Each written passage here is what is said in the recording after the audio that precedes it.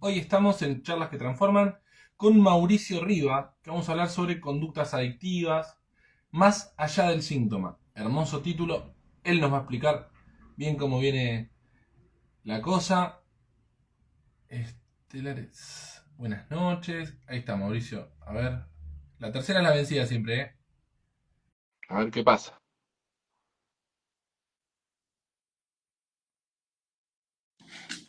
Ahora sí. Hola, Diego, ¿cómo estás? Un No, placer. siempre la tercera es la vencida, ¿eh? Pico. Costaba, pero bueno, sí, aparte yo veía que hablabas y todo, te escuchaba, pero bueno, no se daba. De acá hasta Pergolini no paro, ¿eh? Porque aprendí a explicar. Y eso ¿Cómo que, andas? y eso que estamos atravesados con la inteligencia artificial ahora, ¿eh? Claro, claro, tal cual. Esto, aclaramos, esto no es inteligencia artificial. No. Au vivo, au vivo. ¿Cómo estás? ¿Cómo llegás a esta charla que transforman? Muy bien, muy bien. Es mi primer vivo. Creo que este año es un año de muchos desafíos. Si tengo que nombrar este año, empecé a dar clases.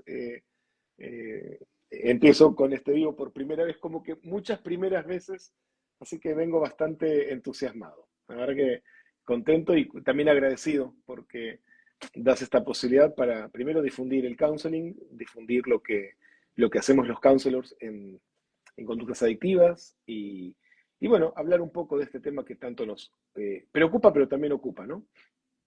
Nos atraviesa. Es como, Ujú, esa la, me encanta esa palabra, nos ujú, atraviesa, pasa de ujú. largo. Tal cual, tal cual. Como decía en la presentación, el título que elegimos, medio en conjunto, fue Conductas adictivas más allá del síntoma. También dije de que vos te ibas a encargar de explicarnos qué significaba ese título. Pero antes, me encantaría saber y que me cuentes quién es Mauricio Rivas. Bueno, ¿quién es Mauricio Riva? Yo puedo decirte que hoy estoy siendo eh, eh, una persona que busca, una persona que soy muy agradecido. Mauricio Riva tiene 53 años, estoy casado, tengo una perra, que es mi hija. Una, per- Eh, ¿eh? una perrija, le dicen ahora. Una perrija, exacto, que anda por acá dando vueltas. Eh, y, y llego, digamos, a hoy, antes cuando estábamos hablando también, yo me recibí de counselor hace 15 años, van a ser 15 años en diciembre, eh, pero antes hice una primera carrera, soy licenciado en comercialización, estudié esa carrera de grado que mi sensación era como que tenía que encajar en alguna carrera, tenía que decidir hacer lo que la sociedad esperaba y me di cuenta que no estaba siendo feliz con lo que hacía. Y hablé con una muy amiga mía, que era counselor, ella falleció hace 3 años, eh, y hablamos mucho de lo que es la misión.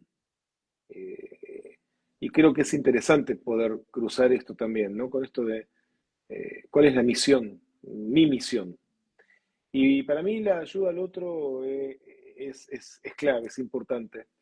Entonces, bueno, me decido a estudiar esta carrera, esta hermosa carrera, y, y tal vez por experiencias personales, por haber tenido familiares con adicciones, con consumo problemático cerca, decido esta especialización, tanto en conductas adictivas, hice la formación de operador socioterapéutico en adicciones, hice un postítulo en codependencia y vínculos adictivos. Para mí creo que era esa parte de conocer un poco más, de entender también, entenderme con algunas actitudes, eh, entender mi parte codependiente y por otro lado también, bueno, empezar también a acompañar a gente que está también en esto, ¿no? tuve la posibilidad hace unos años de dirigir una ONG, Al-Anon, que es para familiares y amigos de bebedores problemas, de consumidores problemáticos de alcohol. Y, y sí, hoy actualmente estoy, por un lado, atendiendo un consultorio, eh, por otro lado también trabajo, coordino grupos de familiares, de pacientes que están en un dispositivo ambulatorio, en el dispositivo Paradigma, donde intercambiamos con psicólogos, con psiquiatras también, eh, miradas con respecto a pacientes. También atiendo parejas que a veces llegan a través de este dispositivo. Así que eso es en función de lo que Mauricio Riva hace y es en algún aspecto. Hay un libro muy bueno que a mí me marcó mucho cuando decido independizarme, eh, de Sergio Sinay, que se llama ¿Para qué trabajamos? Y él dice, ser lo que hacemos o hacer lo que somos.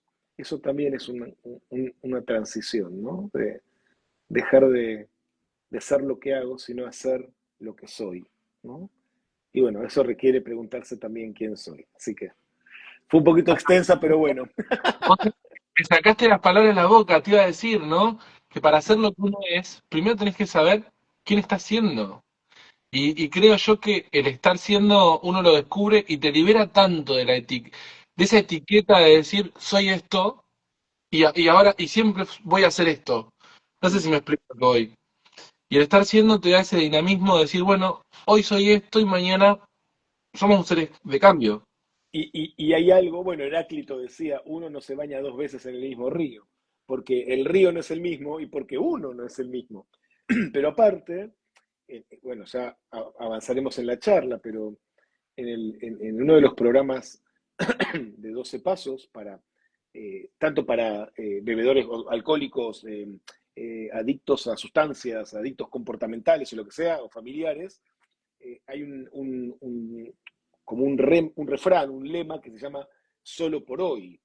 Entonces, esto también tiene que ver, como es que todo es un día a la vez. Bueno, hoy solo por hoy estoy siendo ¿no? Estamos siendo estos. Estamos aquí a las 9 menos 10 de la noche, hablando de estos temas que tanto nos atraviesan, ¿no?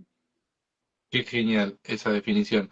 Vos hablaste de que estás trabajando en un dispositivo de... y me encantaría que expliques un poco o que nos cuentes un poco la capacidad del counseling de trabajar de manera interdisciplinaria, ¿no? Sí, yo siempre digo que los counselors, de hecho, eh, bueno, también doy clases, que eso no lo mencioné, pero eh, la primer diapo que muestro es los counselors. Sí podemos trabajar en consumo problemático, pero no podemos, y yo agregaría no debemos trabajar solos.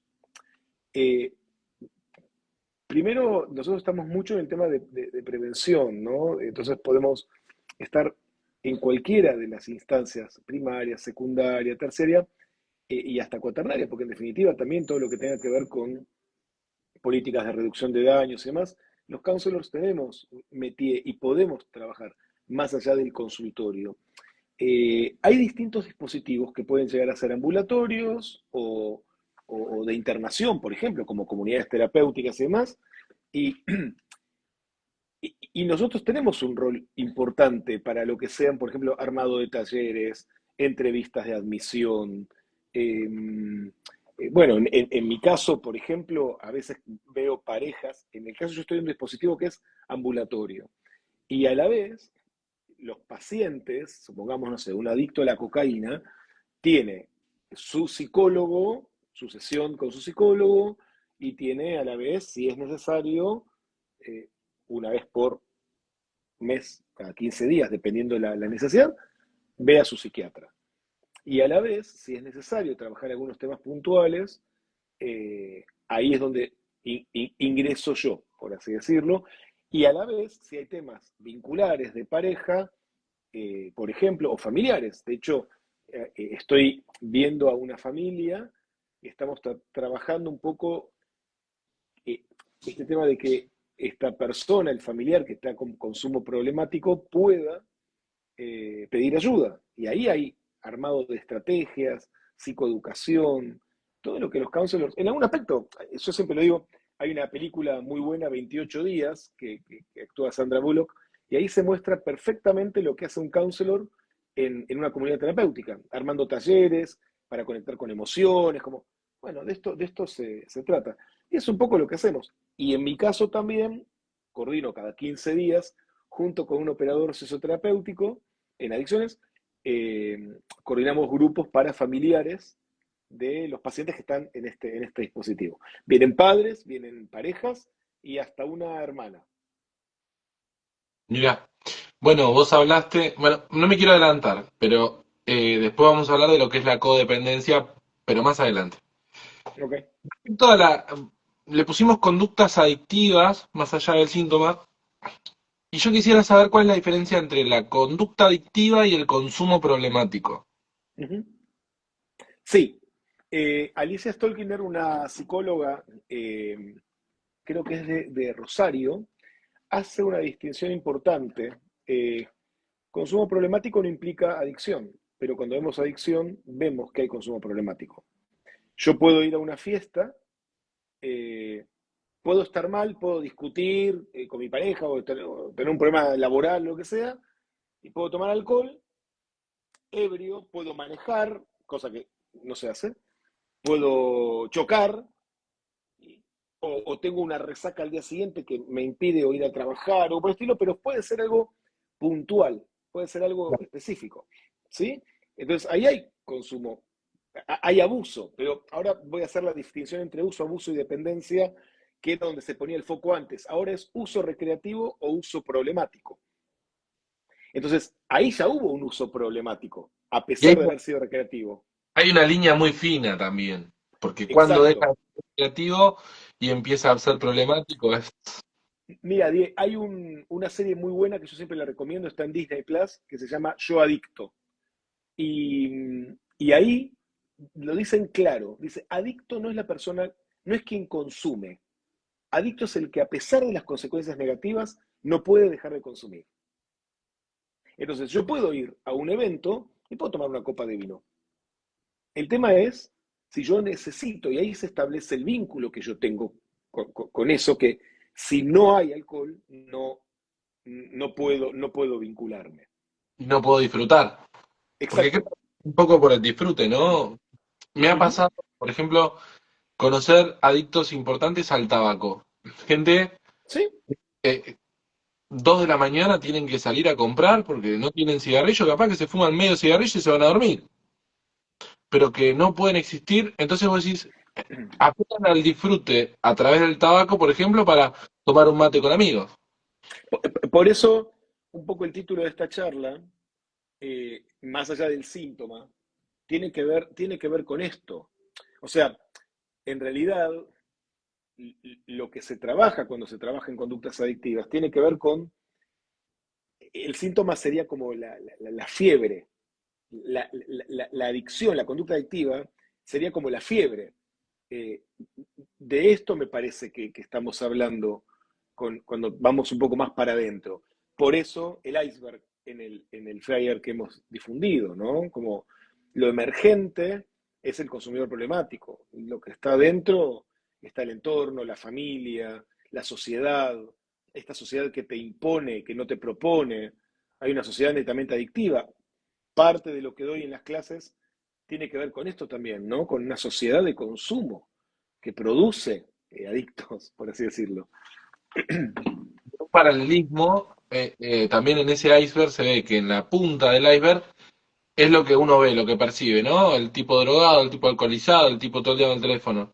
Y después lo que uno no percibe también, lo de más allá, lo que uno Ujú. no ve de la otra persona, ¿no? Yo, mirá, vos lo explicaste de una manera y yo cuando hice, cuando hicimos el flyer, todo, lo interpreté de otra. Está bien, no soy especialista en esto, pero yo lo interpreté, digo, mientras lo estábamos craneando, digo, es verdad, en el fondo capaz que hay una persona sufriente que quiere escapar de una realidad, que quiere sí, mucha gente, cuando hablábamos de conductas adictivas, mucha gente que se escuda en el trabajo, ¿no? Yo me ha pasado de encontrarme con clientes, como se dice en el coaching o consultantes, que te plantean, necesito descansar. Sí, Porque trabaja. muchos dicen, y lo escuchamos en el consultorio, fumo para desconectar, para relajar.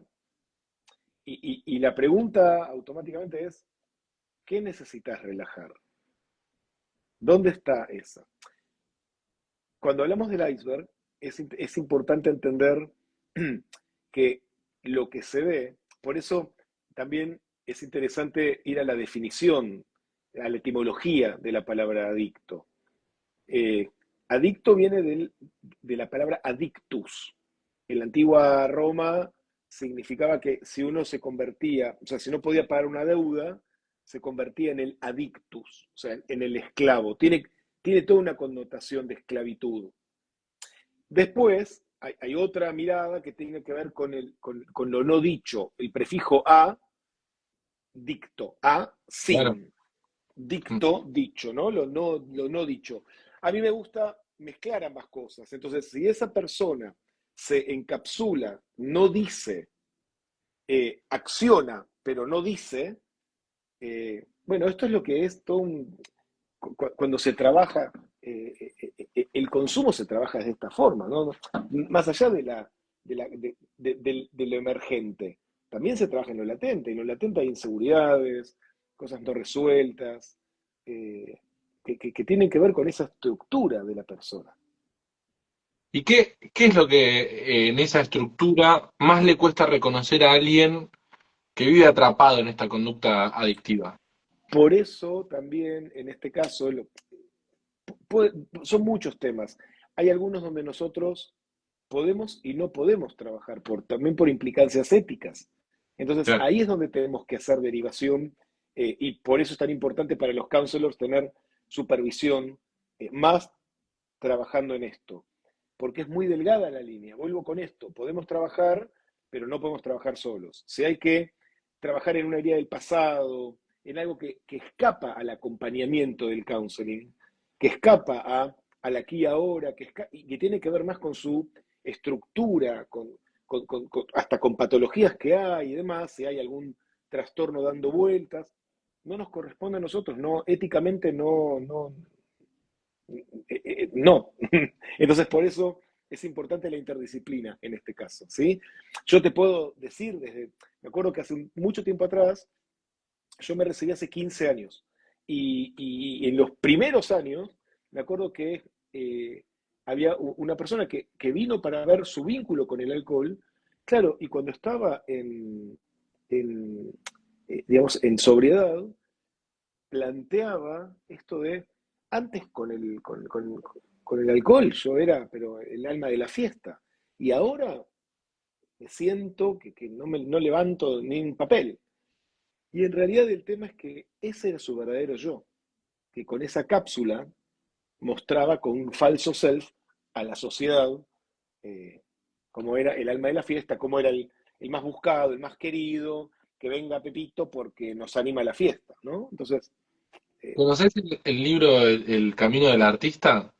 sí.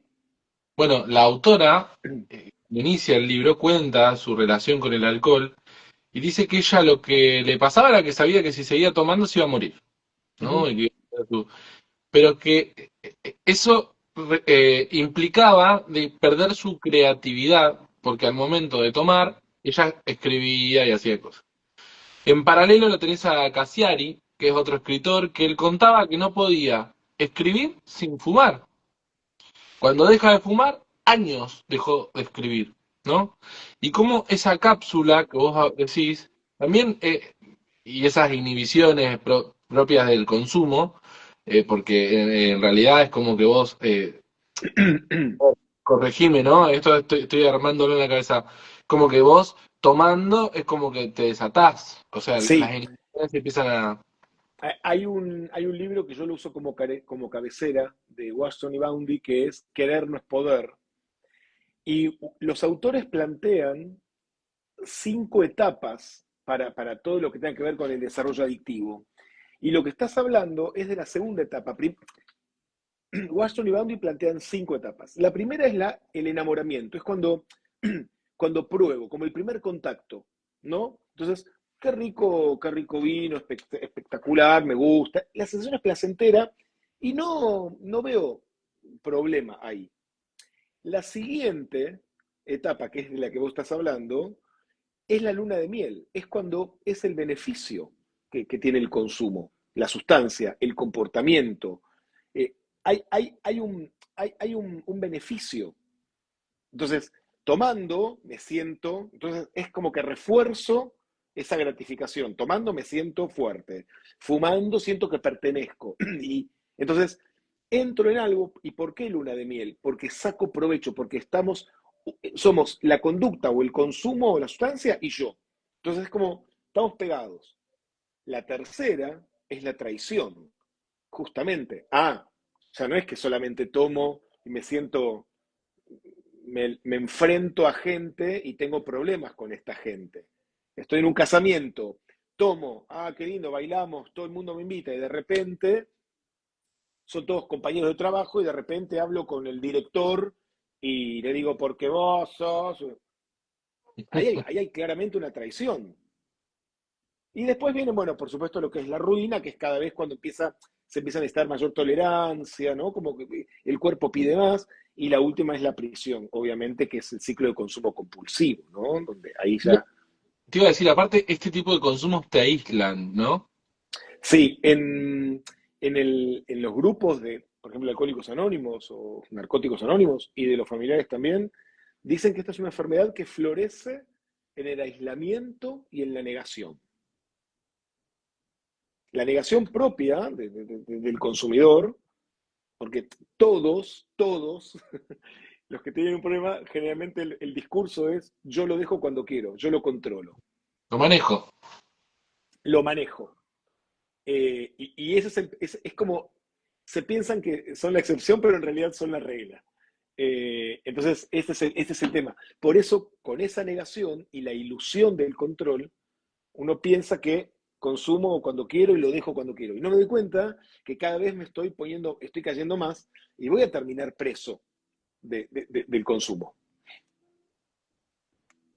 Por eso las salidas, eh, cementerio, manicomio o cárcel. Y hay una cuarta que es pedir ayuda. Ahí va el emoji de la cabeza abriéndose, ¿viste? Escúchame, ¿y la codependencia? La Perdón, codependencia, sí. sí, codependencia, está bien. Vamos con lo que vos quieras, ¿eh? Sí. No, no, no. La codependencia, ¿qué papel juega en todo esto? A ver, yo siempre digo, hay como dos miradas de la codependencia. Originalmente fue un término que se le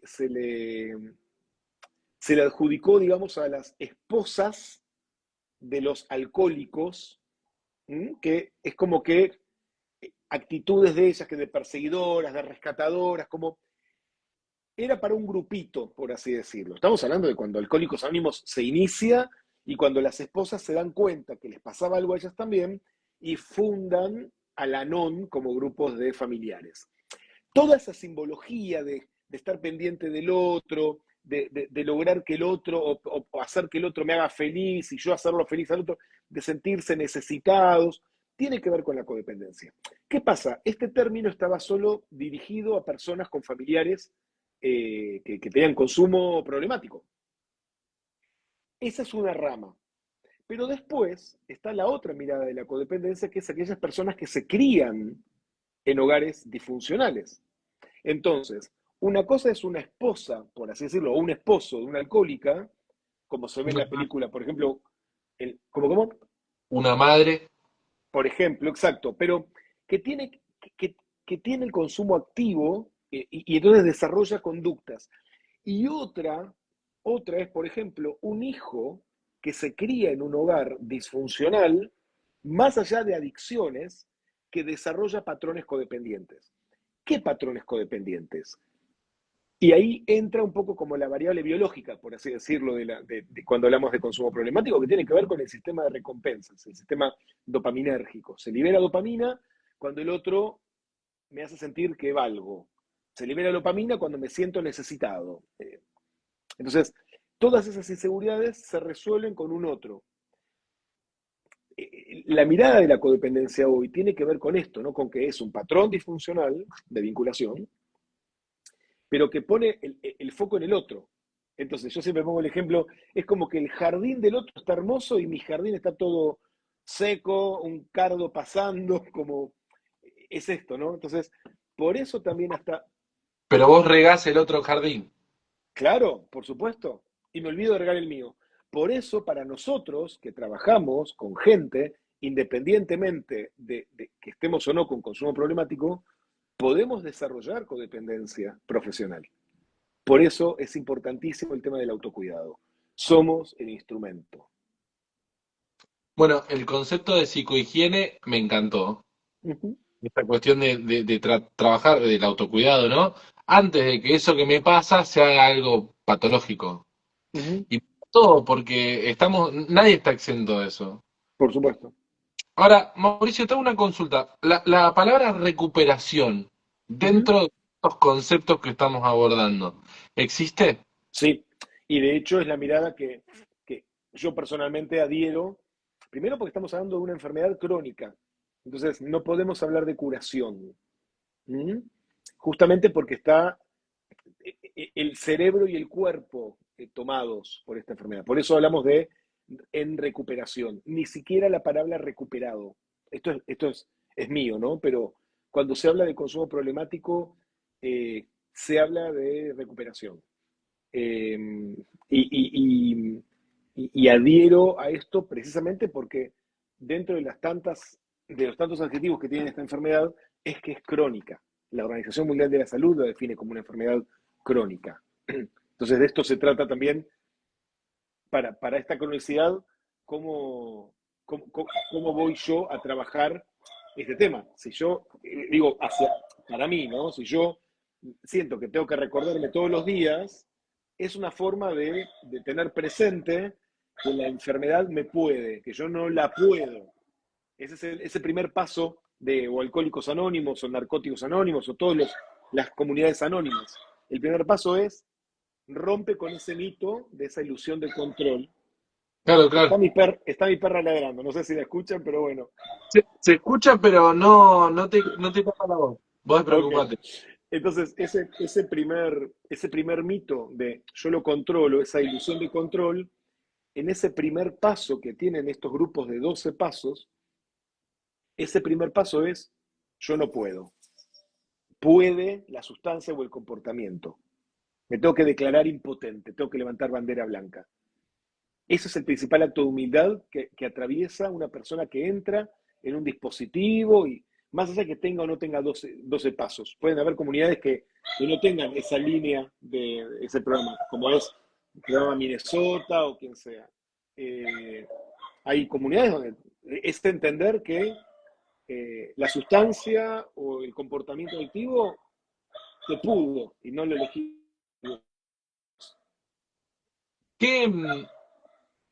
¿Qué, digamos, conducta adictiva notás vos que es digamos, la puesto número uno? Y después comentame a ver qué conducta adictiva solés trabajar. Porque Eh, sí, acá esta pregunta tiene un porqué o un para qué. Viste que vamos subiendo en el estado la promoción del flyer. Esta de conductas adictivas, me pasó que charlé con una persona y me dice, ¿qué? Pero no es de drogas. Digo, no, le digo, es conductas adictivas, yo intentando explicarle dentro de mis parámetros, ¿no? Después me quedé pensando, el trabajo, a veces hasta el deporte es una conducta adictiva cuando te sobrepasa. Por eso me gustaría que lo expliques vos, eso. sí, en realidad, bueno, la semana que viene en la clase tengo planificado hablar de esto, pero claro, nosotros tenemos, digamos, por así decirlo, el tipo que puede ser por sustancias o por comportamientos. Y las conductas adictivas engloban tanto sustancias legales o ilegales, porque una conducta adictiva puede ser el cigarrillo, el tabaco, pero otra puede ser la cocaína si hablamos de sustancias. Pero lo que hoy nos pasa precisamente con las comportamentales, de hecho, el manual de los trastornos mentales, el DSM-5, que es de la Asociación Panamericana, de la Asociación Americana de Psiquiatría.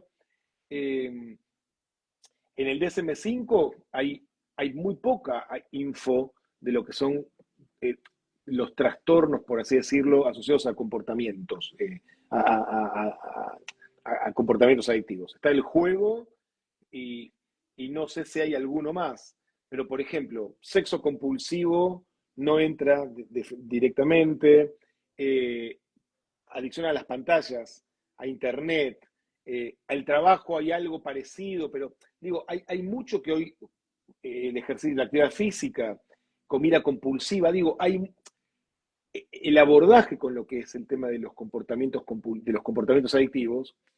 Recién estamos como en un vamos, porque esto está permanentemente actualizándose, más allá de las sustancias. O sea, conductas adictivas engloba tanto sustancias como comportamientos. Sexo compulsivo, trabajo compulsivo, que en el trabajo compulsivo, aparte, la sociedad premia esto. El Entonces, multitasking. exacto, el multitasking y aparte esto de se mata trabajando, se mata, se mata trabajando una persona. Se rompe Eh, el lomo. De hecho, mira, casualmente parece que estabas mm, escuchando. Hoy tenía una charla con una persona que está todo el día trabajando. O sea, se va a las 6 de la mañana y vuelve a las 8 de la noche trabajando.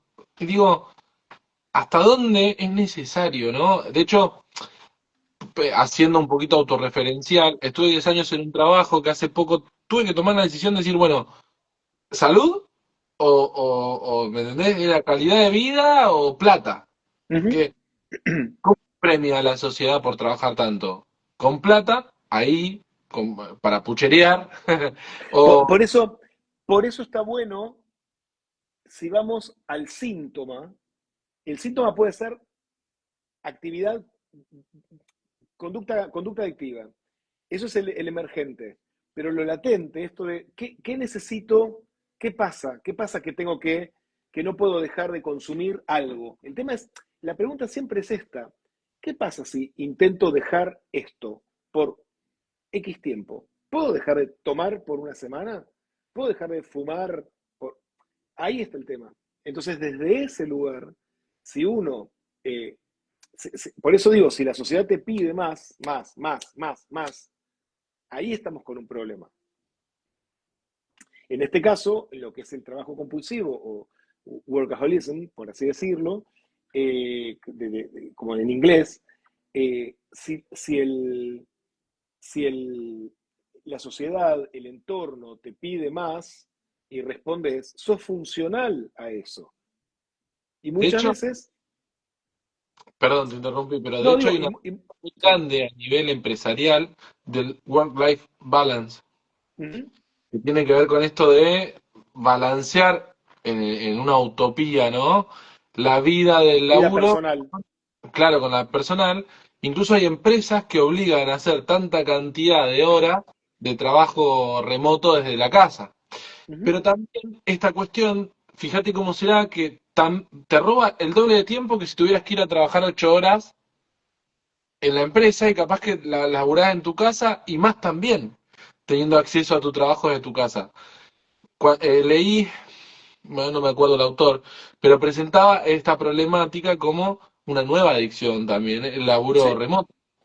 O exacto. muy- De hecho, yo me acuerdo, yo me independizo, por así decirlo, empiezo a trabajar de manera independiente en 2014. En 2008, más o menos, cuando empezamos a tener Blackberries y demás, como que yo trabajaba, mi último trabajo en relación de dependencia fue casi 10 años en una multinacional que trabajamos con gente de España, la casa matriz estaba en España. Y me acuerdo que yo entraba a trabajar a las 8, muy temprano, y mi jefa en ese momento entraba también, 8:30. Y me acuerdo que entraba ya discutiendo, pero claro, porque en España eran 4 o 5 horas para arriba, entonces era cerca del mediodía, y ella ya estaba tensionada porque, no, pero ya me está mandando esto. Y me acuerdo de esos ingresos a la mañana, recién llegando, pero claro, con la BlackBerry en ese momento era acceder ya a tu casa. Antes vos llegabas al trabajo de tal a tal hora, ahora es, tengo el dispositivo permanentemente conmigo. Entonces, Eso se pasa hoy. propicia esto. Eso pasa hoy. Estás en tu Ujú. casa WhatsApp, te mandé mail. Acá tenés el mail. Che, videollamada. Pum. O sea, vos hoy en día la conducta adictiva laboral, si se quiere, o esta conducta que está ahí a flor de piel. ¿Sí? De hecho, hoy podés sentarte a tener una reunión con 20 personas en un mes y, y hacelo. Porque Y si de no, hecho, a mí me gusta observar, a ver, todos estamos en la misma, ¿eh? No es que yo soy, no, no, no, estamos todos en la misma. O sea, a mí me gusta observar, por ejemplo, cuando el otro día tuve que ir al centro, bueno, no importa, tuve que ir al centro y fui, aquí en Buenos Aires, fui en el subte. Y me gusta siempre ponerme a prueba para ver qué pasa si no saco el celular. ¿Cuánto tiempo puedo estar sin perderme en el celular? Y empezaba a mirar a todos, los que estaban sentados, que están todos así, ¿no? Con el celular. Y seguramente están mirando nada, como yo también muchas veces miro nada. No es como que yo me eximo, no, no, para nada.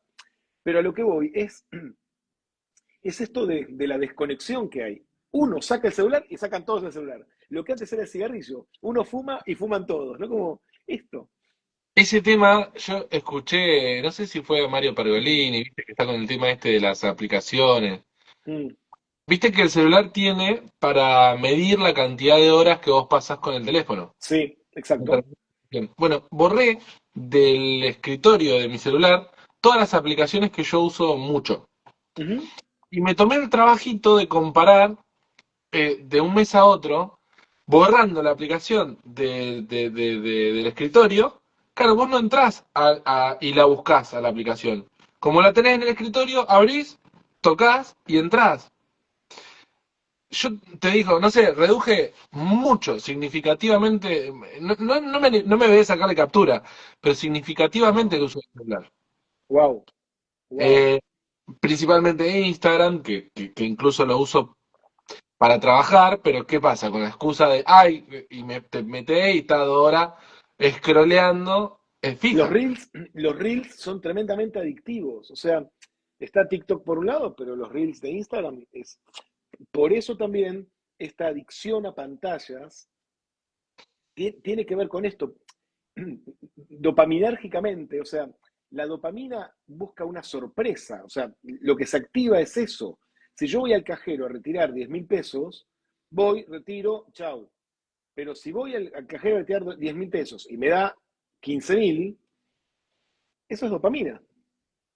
Claro. Entonces, es esa sorpresa que busca. Entonces, claro, uno que está permanentemente buscando y buscando y buscando y buscando y a ver si aparece, me engancho y estoy. Y tiene que ver con esto.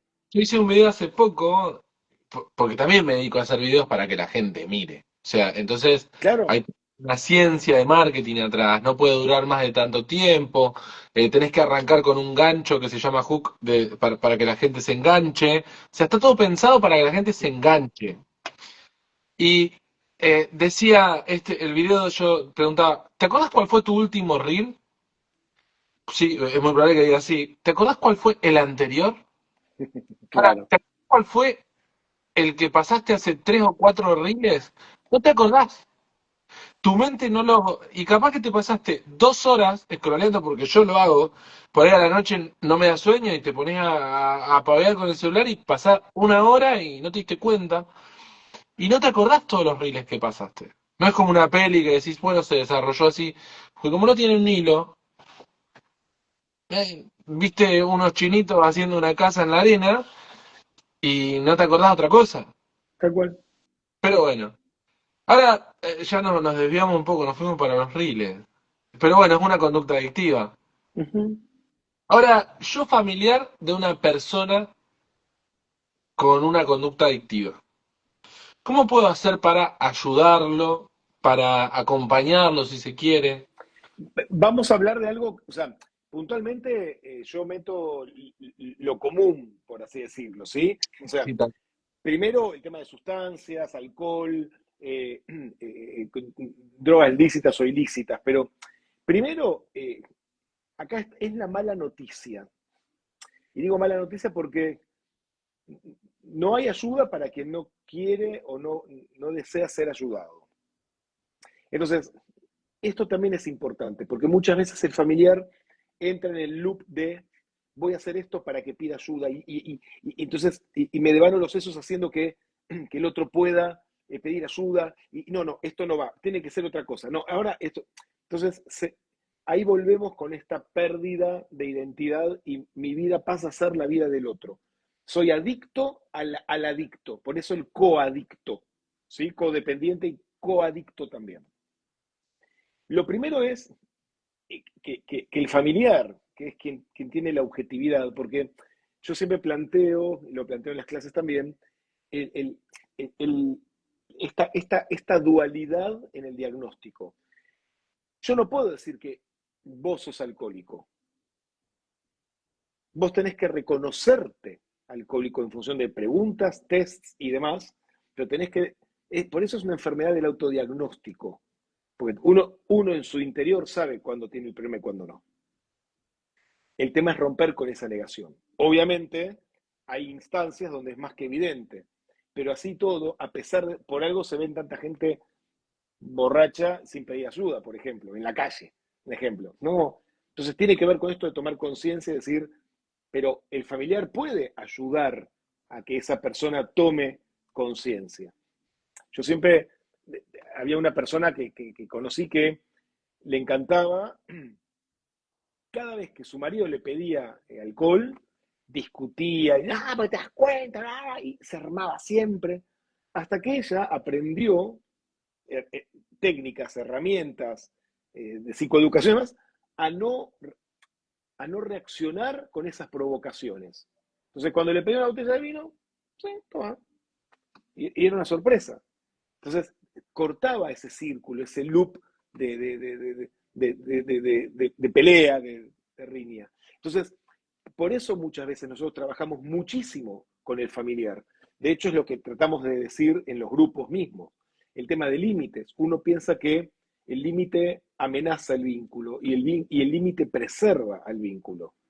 Entonces, en algún aspecto, si uno piensa que no, lo voy a dejar que venga a cualquier hora porque si no consume, eh, uno de los libros que yo utilizo también para las clases de Mario Puentes, un psicólogo argentino, el libro se llama Detrás de la droga.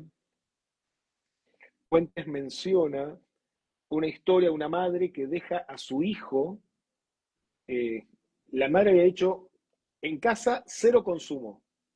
Él decía, es un libro viejo, cero droga. Eh, el chico desafiando el límite, como todo consumidor problemático, como todo adicto, desafía el límite y la madre lo deja durmiendo en la calle. Dice, ¿te dije que acá adentro? No. Y eso sirve para que el otro tome conciencia que hay un límite y que seguramente pida ayuda. En los grupos de Al-Anon, por ejemplo, siempre se dicen que el familiar es el que está, el otro llega totalmente borracho, rompe todo, y el familiar es el que se encarga de ordenar todo, de bañarlo, de ponerlo en la camita calentito, y claro, el día siguiente el tipo se levanta y acá no pasó nada. Pero el familiar tiene toda esa resaca emocional. De esto se trata, que uno pueda aprender también a dejar que el otro tome conciencia de las consecuencias de sus actos, ¿no? Tengo dos preguntas y no me quiero olvidar ninguna. La primera es que vos me lo dijiste muy, muy así al pasar, pero a mí me quedó picando toda la semana. Yo te pregunté cómo ponía en el flyer, cómo te presentabas en el flyer. Y vos me dijiste, soy esto, y yo y me dijiste, pero poné, no, pero una cosa va de la mano con la otra. Vos me dijiste que trabajas con codependencia, con consumos, Duelos. duelos y familia. Me encantaría que me cuentes ese proceso, ¿no? Porque no me imagino, o quizás sí me puedo imaginar, pero digo, ¿dónde entra el duelo en todo esto? Cuando hablamos de adicciones, hablamos de pérdidas. Se pierde familia, se pierden trabajos, se pierde dinero, se pierde dignidad, se pierde confianza, se pierden amigos.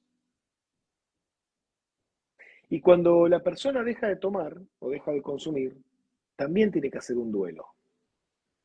Tiene que duelar ese gran compañero que lo acompañó, lo destruyó, pero fue un compañero. Con esas etapas que yo te contaba, que del enamoramiento, de la luna de miel, de la traición, como también hay que duelar eso. Duelo a ese compañero que me lastimó, que fue una relación tóxica. Entonces, ¿por qué esto? Claro, yo tengo una especialización en pareja y familia, otra especialización en duelos, aparte de todo lo que es conductas activas, ¿no? O sea, todo lo que es entrenamiento y todo lo que hago en conductas activas, pero yo te decía que van muy de la mano. Pareja y familia van de la mano por, porque es inherente a una pareja y la familia que en algún momento puede existir o no, pero el tema de conductas activas. Y lo mismo el tema de duelo, porque si bien uno piensa en el duelo desde una perspectiva del fallecido y el doliente, Claro. en, en algún aspecto, que también son procesos que podemos acompañar los counselors. O sea, alguien que está en plena mudanza, alguien que perdió su trabajo, alguien que perdió un familiar, todas cosas que nos pueden pasar a todos, ahí podemos acompañar. Entonces, alguien que perdió un familiar por un hígado cirrótico y murió de cirrosis, por ejemplo, consumo y duelo. Un alcohólico que está en recuperación y tiene que duelar, sentirse Gardel con guitarra eléctrica eh, sin el consumo, sin la sustancia o el comportamiento adictivo. Entonces, por eso digo que van emparentados, que van de la mano. Sabes que la semana anterior tuvimos una charla y hablamos con una terapeuta, Verónica, no sé si la viste a la charla.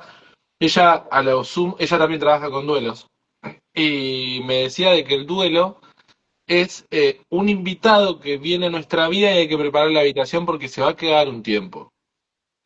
Y acompañar el duelo creo que significa eso, ¿no? Acompañar a pasarlo, pero tiene que estar.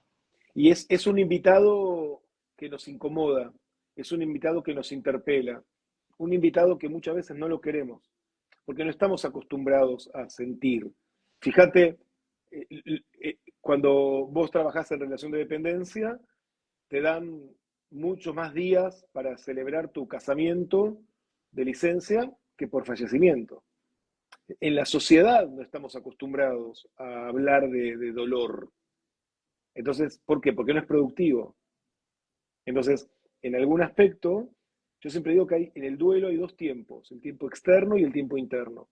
Si yo hoy sufro por la pérdida física de alguien, si yo no trabajo, aparte de esa pérdida, si yo me pongo, o sea, a dormir durante un año en coma, va a pasar un tiempo externo, pero el tiempo interno no pasó, porque ahí está el duelo simbólico.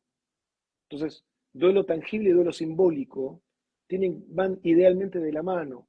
Por eso está bueno, a pesar de preparar ese cuarto para ese invitado, tal vez no deseado, no querido.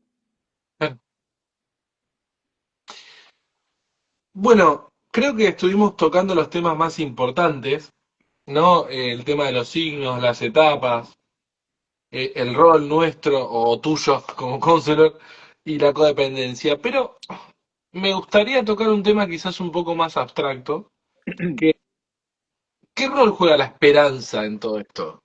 Justamente, eh, siempre decimos que de la adicción se recupera el 100% de los que quieren recuperarse. El tema es que para querer recuperarse tienen que seguir ciertas cosas. En el dispositivo donde yo estoy, hay 4 pilares que tiene que ir el paciente, ¿sí?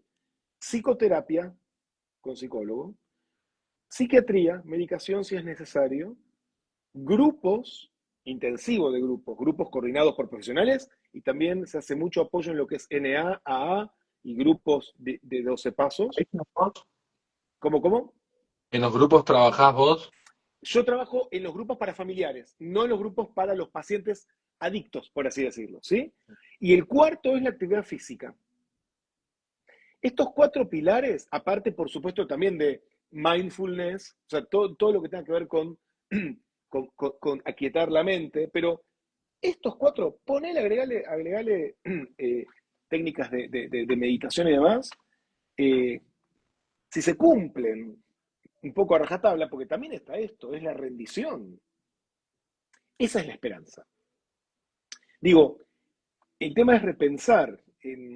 Cuando hablamos de los familiares, siempre hablamos de también cuatro M's de un familiar que pasa un familiar con un consumidor problemático. Es un martirio, aprende a manipular o ser manipulado. Hay lo que se llama el manejo desde el tema del control, en inglés son estas siglas, no como el manage, el control, aprende a controlar, a perseguir y todo.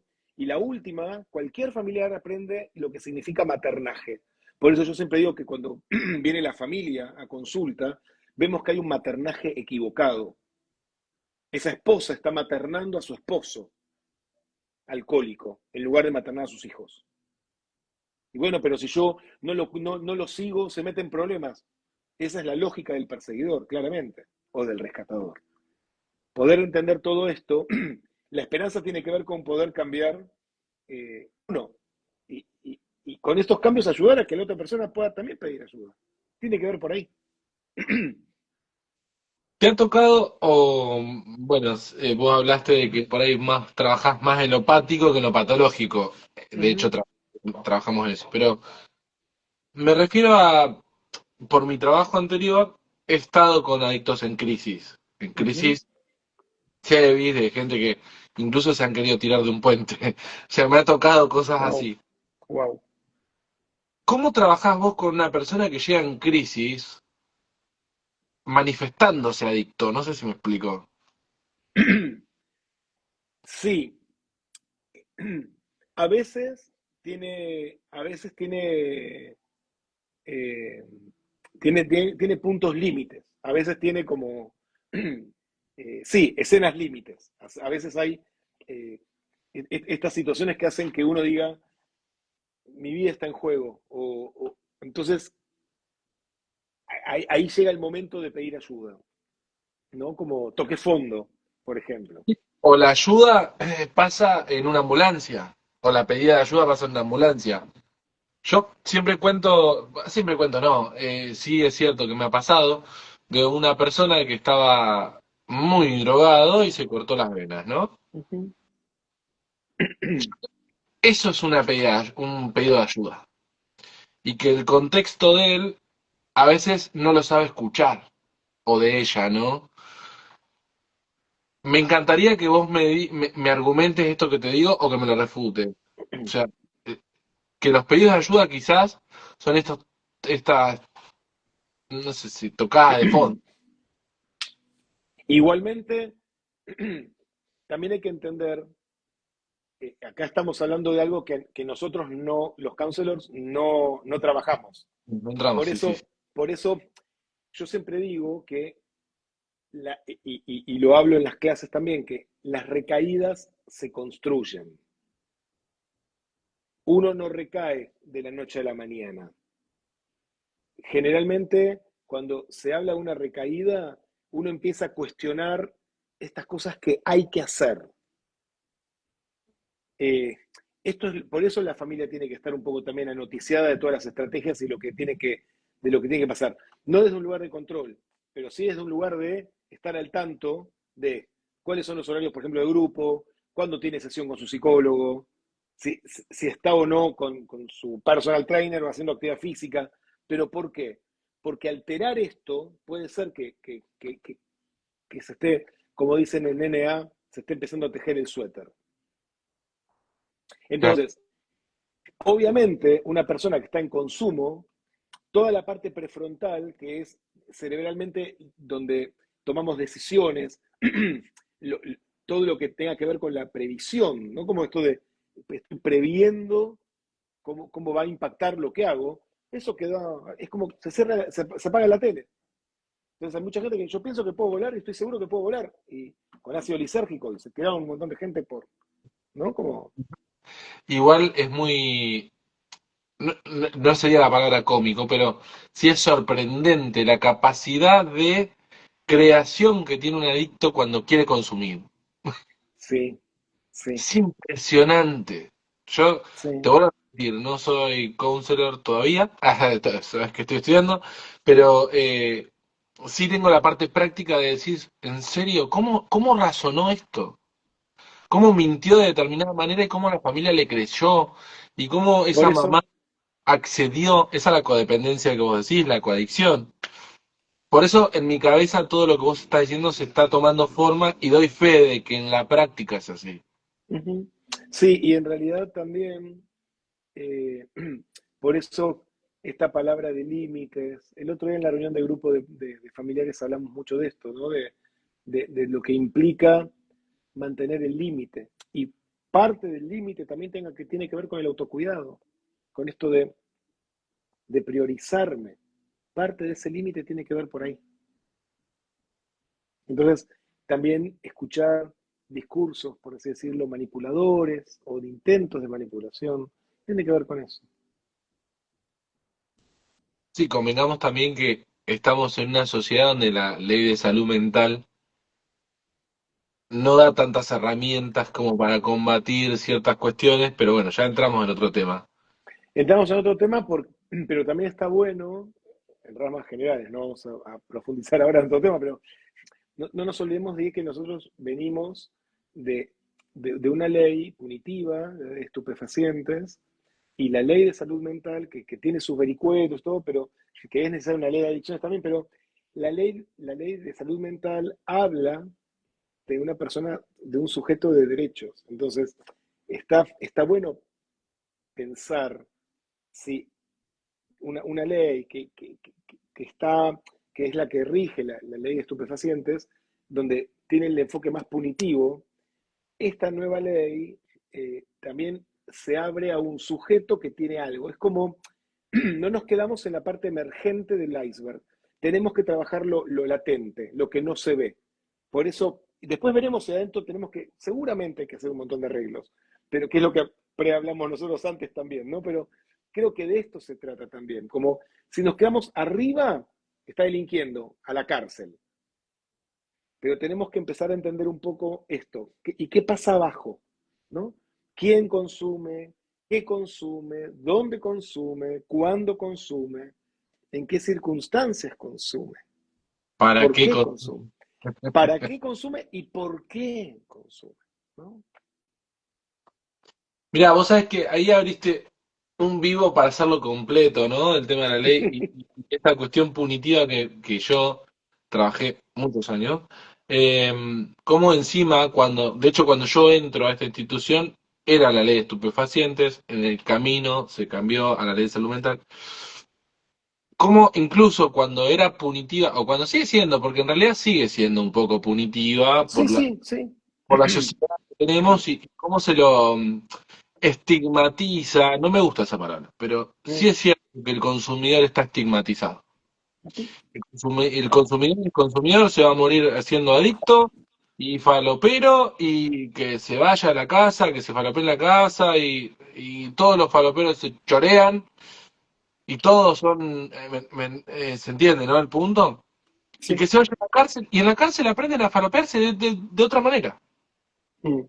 ¿Me entendés? Porque encima de esa cuestión de acomodarlos o acompañarlos para que se vuelvan a reinsertar en la sociedad es una mentira, ¿no? Pero bueno, ya eso es para otro vivo y me encantaría tener la solución. No la tenemos ni vos ni yo. Ojalá podamos. Pero sí me parece que desde la prevención podemos hacer mucho. Y este creo que es el mensaje también para nosotros. Digo, más allá del familiar, ese mensaje de esperanza para nosotros, los que hacemos, los que trabajamos de esta profesión, de esta hermosa profesión, en el área que sea, recordar que nuestra mirada también es preventiva. Y esto creo que es importantísimo. Como desde la prevención se puede hacer mucho. Otra cosa que vos dijiste también es que se los trata como persona y este enfoque como un ser humano, que lo somos todos, obvio, me parece importante también, porque no reducir a que sea solamente un paciente, sino que hay una persona detrás de ese paciente. exacto, y no es solamente un paciente, no es un delincuente. A esto voy con el imaginario y con todo el background que tenemos atrás. No es un delincuente, no es solo un paciente, es una persona. Y cuando hablamos de adicciones, hablamos de algo multicausal. Muchos padres, cuando vienen al grupo de familiares, se preguntan, dicen, ¿qué hice mal? No, es multicausal, no es solamente por O algo. me tocó abordar una situación donde un hijo le exigía constantemente plata a la madre para consumir. Ujú, Esta persona, bueno, en un momento la madre le dice, mirá, yo no tengo más plata, ¿no? Entonces él iba y le rompió toda la casa. Bueno, lamentablemente esa persona terminó preso en ujú. un calabozo, sufriendo la abstinencia y nunca se abordó el tema de raíz, ¿entendés? Primero que el otro día estaba suelto, o sea que todo lo que pasó fue al cohete. Entonces digo, esto, qué importante es esto que vos decís, ¿no? Entender la causa, ir a la parte latente, la parte, Emergente y latente, los dos. o sea, abordarlo de manera integral, ¿no? Sí, Eh, pero bueno, sí. Mauri, la verdad fue un gusto esta charla, aunque parezca mentira, ya pasó más de una hora, Uh, viste que te pasa rápido. un placer, un placer. Me encanta el tema, me apasiona este tema y me encantaría decirte al aire que quiero seguir haciendo vivos de respecto a esto. Cuando quieras. Y me encantaría que lo cierres vos a tu gusto, este programa, este vivo. Y bueno, nada, de mi parte agradecerte un montón por estar, por poner el cuerpo, sin saber lo que iba a Igualmente. salir. Sin saber lo que va a salir, mi primer vivo, por sobre todo, Die, yo te agradezco a vos. eh, bueno, por cosas que hemos hablado, gracias por estar hoy acá también. Para lo que necesites, sabes que contás conmigo. Y, y sí, tal vez agradecer, más allá de la posibilidad o de las personas que han estado, eh, ahí está una alumna, ahí yo creo que hubo otra más, así que gracias también por acompañar. Antes de ayer se recibió una nueva camada de counselors, creo que estaba una de ellas por ahí, que creo que fue la abanderada, me parece, Hermosas pero fotos. Lo que pasa es que no pusieron de los alumnos. Fueron, hay, yo me voy a plantar como alumno de Lina también. Uh, Fotos de los alumnos. Pusieron fotos de los profesores nomás. no, no, pero había una, yo vi en algunos, no sé, pero bueno, pero estaban ahí. Pero a lo que voy es, digo, los que podemos, digamos, como los que podemos acompañar y los que estamos en este hermoso trabajo, eh, me parece que podemos hacer mucho. eh, a modo personal, digamos, siempre me pongo a disposición tuya cuando quieras que armemos, por supuesto, nuevo o nuevos vivos, sin ningún inconveniente. Ahí está, hola Mauri, porque es quien creo que ha sido unas alumnas excelentes. Así que gracias por acompañar también. Igual Eh, si están pero recibidas, sí. una está recibida y una está ahí. Así que una Hay puede sumar algún puntito. No, pero más allá de eso, ya somos colegas. Es lo que yo siempre les digo en el último cuatrimestre. Que vos me tendrás también, eh, pero creo que tiene que ver con esto, con esta hermosa profesión que somos responsables, que tenemos que trabajar obviamente interdisciplinariamente, que tenemos que supervisar, que cuando no podemos tenemos que derivar, como en todo, ¿no? Como aprender también a delegar y soltar. eh, y creo que tiene que ver con eso. Y demás está, más allá de agradecer a los que estuvieron acompañando, a vos, creo que mi mensaje final es este, ¿no? Como recordar que todos podemos contribuir a ese, a ese, eh, a ese océano con nuestra gota. Creo que tiene que ver con eso, con esa gota de la ayuda y estar para un otro, acompañar a un otro. Me voy, pero así como allá arriba, ¿eh? Y me quedo con la intriga de seguir haciendo algo de esto. porque es apasionante. Yo lo que invito, ¿no? A los que los vayan a ver, porque fueron entrando y saliendo, pero los que nos van a ver en algún momento, a que conozcan el counseling. Es apasionante. O sea, es apasionante el mundo del counseling. Bueno, Gracias. Muchas Mauricio, gracias por los comentarios también. Diego, un gracias. fuerte abrazo, estamos en contacto y gracias a todos, por supuesto. Y para lo que se necesite, aquí estoy. Hey, y Charlas que Transforman sigue la semana que viene, ¿eh? Así que, Vos acá es tu ah, espacio, así que un placer haber sido invitado. nos vemos. Chao, Abrazo Mauricio. enorme, abrazo a todos, gracias, chao, bien, un beso grande, gracias.